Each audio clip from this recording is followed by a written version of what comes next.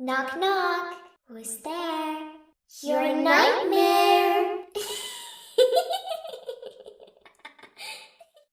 आज से कुछ साल पहले एक लड़की जिसका नाम अनीता था अपने शहर में एक नए मकान की खोज में निकली। उसे अपने बजट के अनुसार एक सस्ता मकान चाहिए था। उसने अन्नपूर्णा एरिया में एक पुराने हाउस को देखा और उसे पसंद किया। मकान बहुत ही रहस्यमय और बीमार स्थिति में था, लेकिन अनीता ने सोचा कि यह उसके बजट के अनुसार सबसे अच्छा विकल्प है।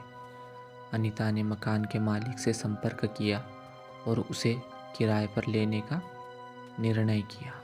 वह अगले हफ्ते ही मकान में शिफ्ट हो गई। पहले दिन से ही वह एहसास करने लगी कि कुछ अजीब है।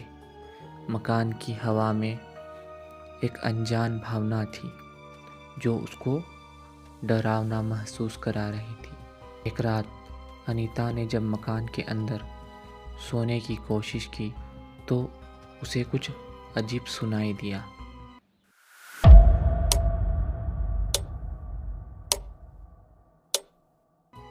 वह महसूस करने लगी कि कोई उसके कमरे के पास खड़ा है। धीरे धीरे वह बातचीत की आवाज़ सुनने लगी, जो जैसे कि अदृश्य शव की हो। उसने डर के साथ अपने कमरे की ओर देखा, लेकिन कुछ नहीं था। अनीता ने एक दिन मकान के बारे में पुराने निवासियों से बातचीत की। उन्होंने उसे बताया कि मकान में पहले का ही माहौल बहुत अलग था। बहुत सारे लोगों ने कहा कि यहाँ भूत है और रातों को अजीब आवाज़ें आती हैं। अनीता ने उनकी बातें सुनी, लेकिन उन बातों पर ध्यान नहीं दिया।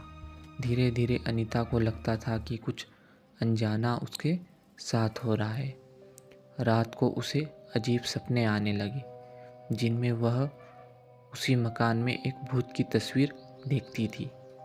धीरे धीरे वह समझने लगी कि शायद उसके सपने सच हो रहे हैं। एक रात अनीता ने अपने कमरे में अकेले ही बैठकर अपने सपनों के बारे में सोचा। अचानक उसने आसपास एक आवाज़ सुनी और उस आवाज़ ने उसके समीप भूत का रूप लिया। अनीता डर कर चिल्लाई। उसके पास भागने का विकल्प नहीं था। वह बहुत डरी हुई थी, लेकिन उसने अपने सामने से गुजरते हुए उस भूत को देख लिया।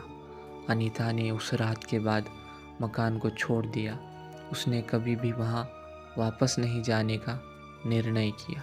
वह कभी भी उस अनजान और भूतिया मकान की यादों को भूल नहीं पाई।